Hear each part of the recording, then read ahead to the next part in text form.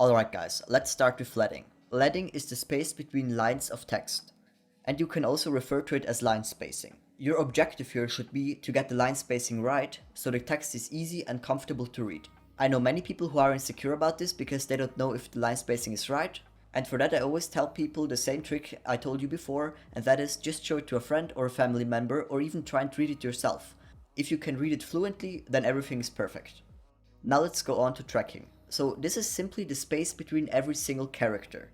You can change the space between characters in order to create a certain visual effect, or you can also do it to fix a poorly spaced font. Most of the fonts are spaced right, but there are some exceptions where you can fix it.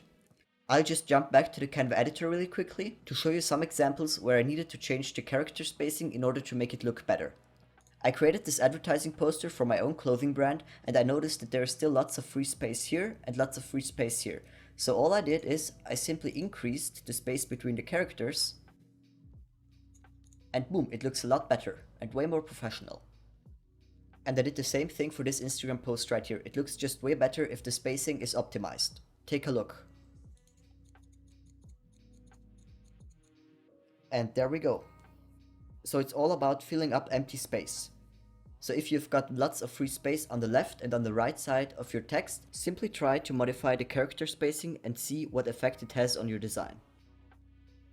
Let's now talk about kerning really quickly.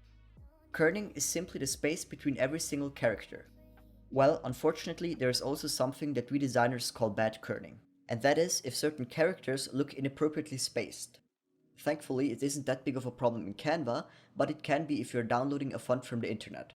This is not your fault, it's an error that the creator of the font made. If you see a font with bad kerning, I highly recommend you to just leave it and choose a different one.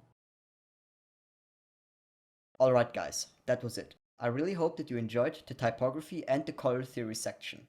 It took me multiple hours to research all of the contents because there are so many irrelevant things out there. I did my best to break it down for you and make it easy to understand.